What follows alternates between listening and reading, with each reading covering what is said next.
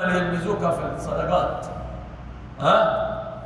ومنهم من يلمزوك في الصدقات فإن لم الذين يلمزون المتطوعين من المؤمنين في الصدقات والذين لا يجدون إلا جهدهم فيسخرون منهم سخر الله ولهم عذاب أليم. هذا حق لا أحد ما تخلي شيء يقول له ما علينا خليها على الأغنياء على المرتاحين. لا، كل واحد يخرج اللي معه بالميسور اللي تقدر عليه.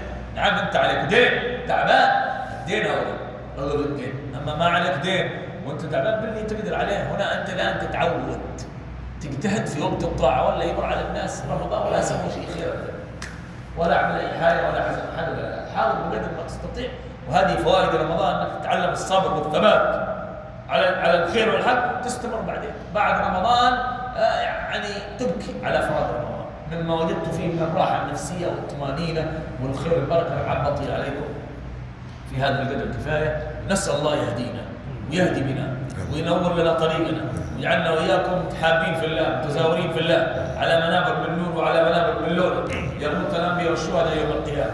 اللهم بارك لنا في مجلسنا هذا في مجمعنا هذا ومن بنى هذا المسجد ومن عمره ومن صلى فيه ومن تردد إليه. الله يتقبل منهم ومنا. الله يعطينا خير ما نفذت به مشيئته وتعلقت به قدرته.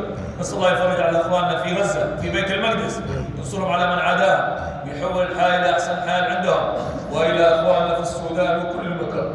يا كريم يا منان اللهم ارحمنا فوق الأرض وتحت الأرض ويوم العرض. قابلنا بالقبول والإقبال صلاح الأحوال واجعل هذا البلد آمن مطمئن مستقر رخاء وسائر بلاد المسلمين. وأيد سلطان هذه البلاد بالحق واجعل يديه ومن معه ما فيه مصلحة البلاد والعباد. بارك اللهم في من حضر وفي من سمع وفي من سعى في جمعنا واعطي الجميع سؤلهم ومطلوبهم. بارك اللهم لنا في أموالنا وأرزاقنا وأولادنا وبناتنا وأهالينا وأخرج منا الكثير الطيب. أسعدنا سعادة الأبد. جنبنا الهم والغم والنكد ولا تجعل علينا تبيعة لأحد. يا واحد يا أحد يا فرد يا صمد يا من لم يلد ولم يولد ولم يكن له كفوا أحد.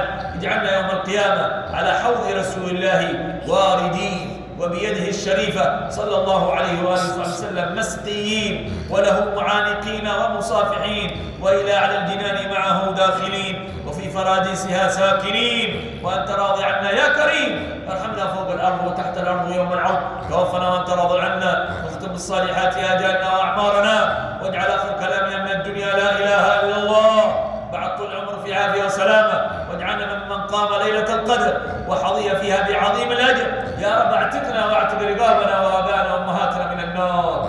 يا رب اعتقنا واعتق الجميع من النار. يا كريم يا غفار يا كريم يا غفار. صلى الله على سيدنا محمد النبي المختار وآله الأطهار وصحابته الأخيار ومن على منهجهم سار ما تعاقب الليل والنهار. ربنا آتنا في الدنيا حسنة وفي الآخرة حسنة وقنا عذاب النار. وصلى الله على سيدنا محمد وآله وصحبه وسلم والحمد لله رب العالمين.